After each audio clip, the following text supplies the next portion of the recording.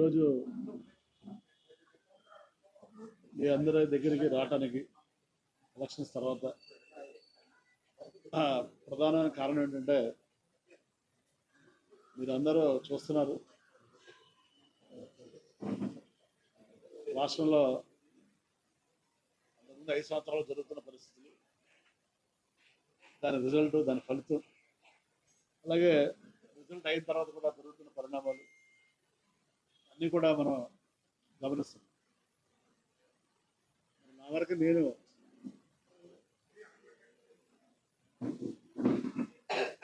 2009లో మరి పద్మభూషణ్ మెగాస్టార్ మరి చిరంజీవి గారి యొక్క ఆశీస్సులతోటి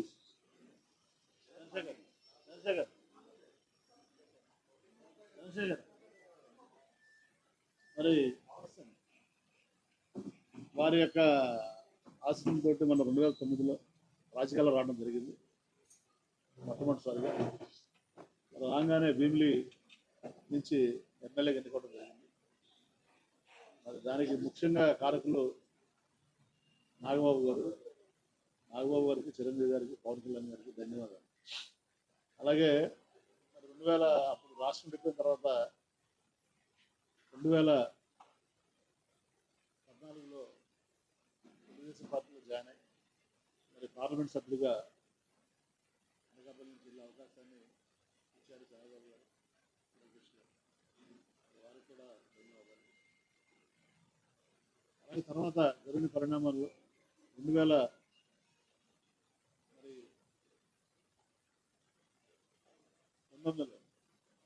మళ్ళీ భీమిలి నుంచి ఎమ్మెల్యేగా పోటీ చేసే అవకాశం, అలాగే మంత్రిగా అవకాశం జగన్మోహన్ రెడ్డి గారు కల్పించారు. మరి మొన్న కూడా పోటీ చేసే అవకాశం కల్పించారు, దానికి కూడా ధన్యవాదాలు. మరి ఎన్నేళ్ల రాజకీయ జీవితంలో నేను ఎక్కడా కూడా ఎవరి దగ్గర మరి ఒక న్యాయ పైసా లంచం తీసుకోకుండా, మరి ఎవరి దగ్గర కూడా ఎలాంటి అవినీతికి కానీ ఎలాంటి ఆరోపణలకి పాల్పడకుండా, మరి ఎలాంటి రాగద్వేషాలు కానీ, ఎలాంటి అవినీతి కానీ, బంధుప్రీతి కానీ, అశ్రిత పక్షపాతం కానీ లేకుండా నా శక్తి మేరకు భగవంతుడు నాకు ఇచ్చిన అవకాశాన్ని, ప్రజలు నాకు ఇచ్చిన అవకాశాన్ని, పార్టీలు నాకు ఇచ్చిన అవకాశాన్ని చిత్తశుద్ధితోటి, నిజాయితీతోటి నేను పనిచేసి నా నిజాయితీని నిరూపించడం జరిగింది. దానివల్లే మరి 2 సార్లు భీమిలి శాసనసభ్యుడిగా, ఒకసారి అనకాపల్లి పార్లమెంట్ సభ్యుడిగా గెలిపించినటువంటి ప్రజలకి, మరి ప్రోత్సహించినటువంటి పార్టీ అధ్యక్షులకి, నాయకులకి అందరికీ కూడా మీ ద్వారా, అలాగే పాత్రిక రంగం, మరి నా అభివృద్ధిలో పాత్రిక మిత్రులు కూడా నన్ను తమ కుటుంబ సభ్యుల్లా చూసి మీరు ఎంతో నన్ను ప్రోత్సహించారు.